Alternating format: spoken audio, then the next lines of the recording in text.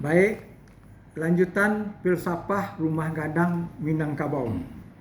Halaman: di kiri gajah bajuang, di kanan gajah batatiang, di hadapan si tinjau lawi, kapuak ketek indak dibilang, bernama si pakak buto. Makanan dagang baru datang, himbauan himpunan dagang pulang pai.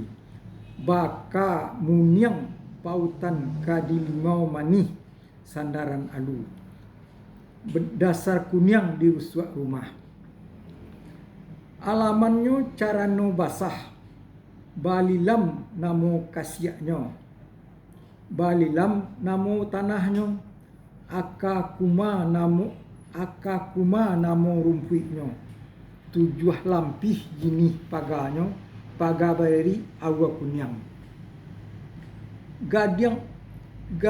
Gadiang gini babatang-batang, pudiang ameh di tengah-tengah, babungo tapi halaman, disusun di muka pintu, pariasan luhak nantigo, panuri rajo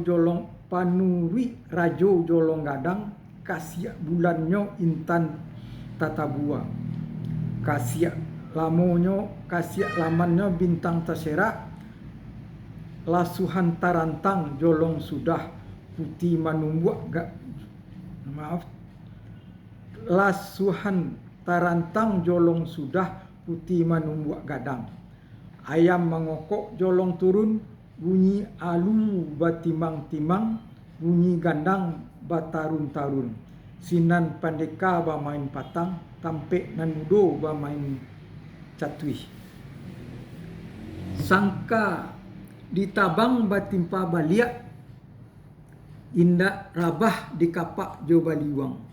Allah Ta'ala nan mangarakan, tibulah gampo 7 kali, datanglah badai 7 kali, mangkonya rabah kayu nantun. Kayu rabah patah 3, pangka ini parun pantangkan pangka ini parun pantangkan kabanua siam ujuangnya. Dibantangkan kabanua siam ujuangnya, ujuangnya kaminang kabau. Itulah tiangnya ka rumah nangko, katumangguang namo mangiriangnya, kayu banamo kayu kamat, tumbuh di padang kadataran, golak-golai di tampu angin, pucuak malepai pungguang jawi.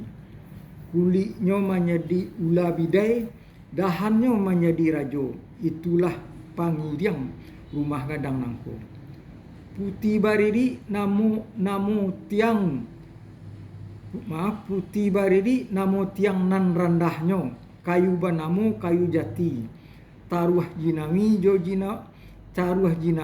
jinawi, tareh lah lunjam ke lautan, dahan manimpo ke daratan, itulah tiang randahnya rumah nangko. Dengan melihat kepada filsafat di atas tersebut, kita dapat melihat betapa besarlah susahnya memang rumah gadang pada masa dulu. Urusan kita lah untuk mengkaji dan melestarikannya. Oke, Pak Yus.